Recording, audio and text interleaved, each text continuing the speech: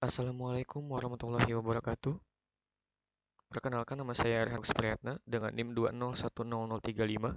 Saya akan mempresentasikan esai yang berjudul Menyeimbangkan Organisasi dan Akademik sebagai Langkah Menjemput Kesuksesan.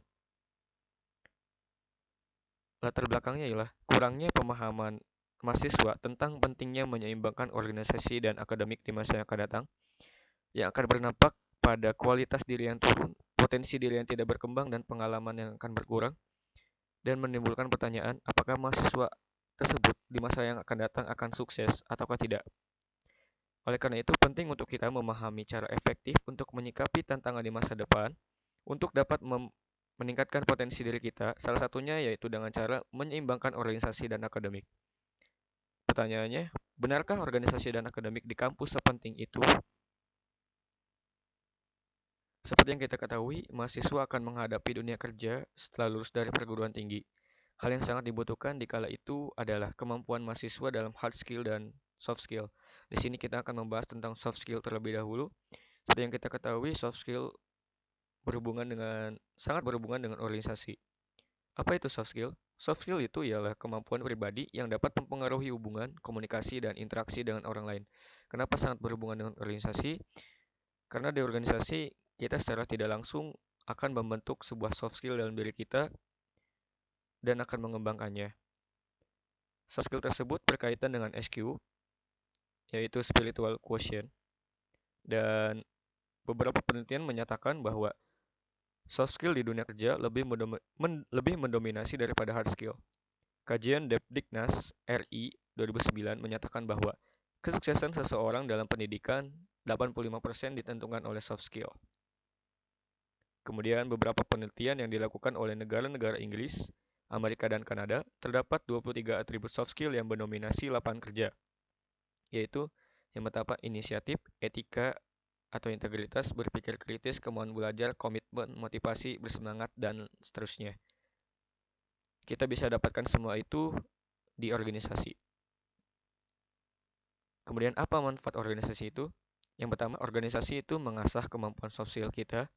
Yang kedua, memperluas jaringan dan menambah teman. Bayangkan saat kita tidak mengikuti organisasi, kita hanya mendapatkan teman itu saja yang di dekat rumah kita atau yang di dalam kelas kita. Tetapi dengan kita mengikuti organisasi, kita dapat menambah banyak teman dan mengetahui dunia luar. Yang ketiga yaitu dapat menambah nilai CV.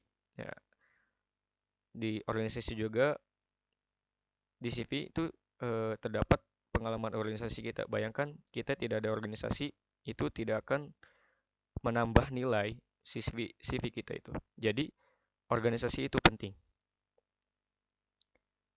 Yang kedua itu hard skill. Apa itu hard skill? Hard skill adalah kemampuan yang dapat diasah dan dipelajari melalui latihan dan pendidikan. Hard skill itu sangat erat berhubungan dengan akademik. Menurut Shewell 2010, hard skill yaitu lebih berorientasi mengembangkan intelligent question atau IQ. Eh, Banyak pertanyaan yang mengenai hard skill di perkuliahan, yaitu contohnya berapa IPK-mu, apa keahlianmu, dan apa prestasimu. Contoh dari hard skill yaitu teknologi komputer, analisis data, keahlian marketing, desain, web development, sales, dan matematika. Yang itu semua kita bisa dapatkan keahlian tersebut di akademik. Apa itu manfaat akademik? Yang pertama itu dapat beasiswa. Ya, kebanyakan beasiswa sekarang itu persyaratannya yaitu akademik kita meningkat dari tahun ke tahun. Dan ketika akademik kita turun, beasiswa itu akan dicabut. Yang kedua itu banyak perusahaan mencari IPK tinggi. Di dalam dunia kerja, saat kita melamar dan mengirimkan CV kita, saat saat IPK kita 2 dan ada pelamar lain IPK-nya 3, pasti perusahaan tersebut akan mengambil IPK teman kita yang 3 walaupun pengalaman organisasi kita lebih banyak daripada teman kita. Itu hal tersebut membuktikan bahwa IPK itu merupakan badan kita atau bisa disebut dengan muka kita lah. Yang pertama yang perusahaan pertama lihat itu adalah IPK kita. Yang ketiga, aman dari ancaman dropout. Jadi akademik itu penting. Perhatikan, perhatikan peran dan fungsi mahasiswa. Itu ada moral force, guardian value, social control, iron stock, dan agent of change.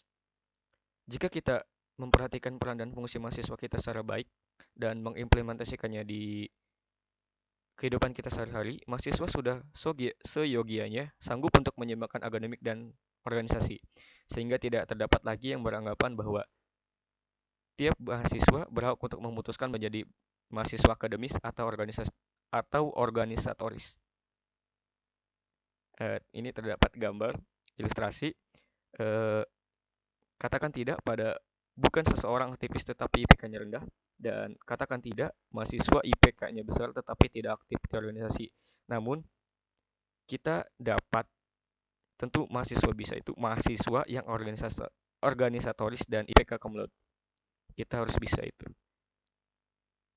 Kemudian terdapat masalah mahasiswa yang banyak terjadi jika pada mahasiswa yang menyeimbangkan organisasi dan akademik. Yang masalahnya adalah penyesuaian akademiknya. Menurut Snedders, pada tahun 1964, banyak mahasiswa mengalami kesulitan menyesuaikan diri dengan situasi akademik karena konflik dasar antara apa yang mereka inginkan dari pendidikan dan pendidikan apa yang seharusnya mereka dapatkan. Ini sangat mungkin terjadi dalam masyarakat seperti kita, di mana nilai-nilai pragmatis mendominasi pemilikan banyak anak muda. Nah, pernyataan tersebut membuktikan bahwa anak muda sekarang lebih mementingkan nilai pragmatis atau yang secara instan, daripada konsep yang tertata. Itu merupakan masalah ancaman dari dari diri kita sendiri untuk menyesuaikan dan menyeimbangkan organisasi dan akademik. Jadi, bagaimana kita seharusnya? Kuncinya adalah fokus dan disiplin. Dan ada 4 hal penting lainnya yang harus kita kuasai atau kita jadikan acuan. Yaitu pertama, cita-cita. Kita harus mengetahui cita-cita kita terlebih dahulu atau tujuan kita kuliah. Tujuan kita kuliah tuh untuk apa gitu. Yang kedua, ketahui prioritas. Ini akan berdampak pada manajemen diri kita dan manajemen waktu kita. Itu bisa diimplementasikan dengan kita membuat jadwal atau agenda setiap hari. Yang ketiga adalah ketahui kapasitas diri kita. Ketahui kapasitas diri kita itu bahwa kapasitas diri kita itu berbeda dengan orang lain. Ketika orang lain lebih pintar daripada kita, dan contohnya gini, orang lain lebih pintar daripada kita, lalu orang lain itu cara belajarnya itu hanya 3 jam sehari. Nah, kita yang melihat mereka dan kapasitas yang berbeda, kita harus mengetahui, wah, kalau orang pintar belajar dan 3 jam, lalu kita harus menambah jam belajar itu menjadi 5 jam. Kemudian yang keempat adalah efektifkan manajemen waktu. Ini sangat penting bagi kita sebagai organisat apa untuk menyeimbangkan organisasi dan akademik. Tentunya kita akan disibukkan dengan banyak hal, dan tentunya manajemen waktu itu sangat penting.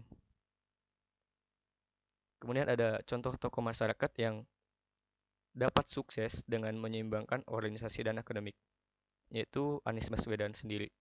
Beliau mengatakan, jangan jadikan prinsip mahasiswa hanya kuliah dengan IPK tinggi, karena jalan hidup tidak hanya memainkan satu peran, tapi banyak peran.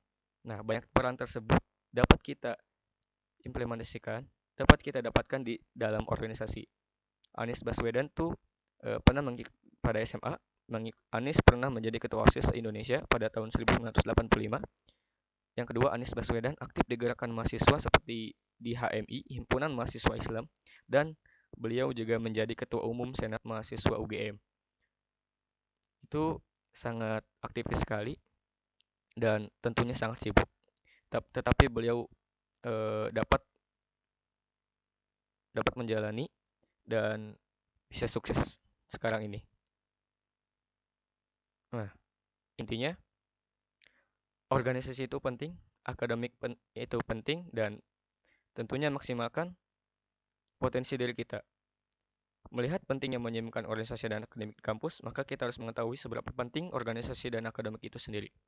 Pikirkan hal-hal yang membuat kita merasa positif seperti halnya berkumpul dengan keluarga, teman-teman, dan juga ikut ke dalam kehidupan sosial di lingkungan sekitar.